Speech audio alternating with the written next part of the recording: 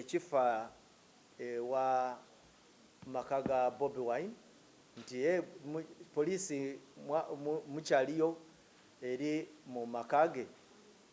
Tuina deployments around amakage kubanga tuyina interests nga security n'okulaba nti tewabaawo obumenyi bw'amateeka obubalukawo nga businziira okuva ewuwe.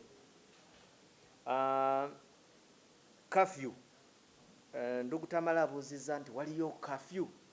Curfew tewaliwo curfew kubanga curfew ndoza at least bwenkinyonyola nga mu Luganda, curfew ye nga bwe mwalaba bwe twali mu lockdown ya COVID.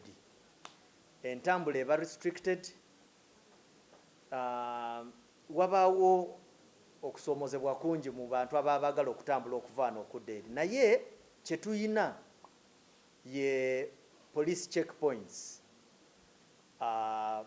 Waliwo ezimu eziri ku highways, waliwo ezimu oluusi abapoliisi baffe ze bakola mu lufuutufuuti lwaffe tuziyita snap checks, nti oyinza okuba okyavuga ng'ogenda Kyaliwajala ogenda okusanga nga tusuddewo ndoza mutera kukiyita emisanvu oba ekiddo.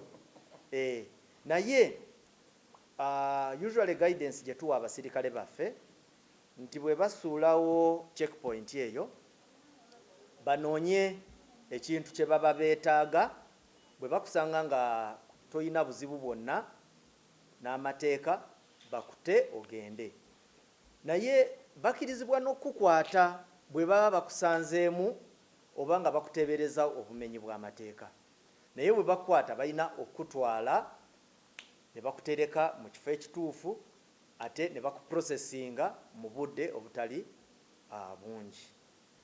So tuba tu expectinga nti balina okurespectinga human rights z'omuntu oyo bwe baba ba inconveniencinze.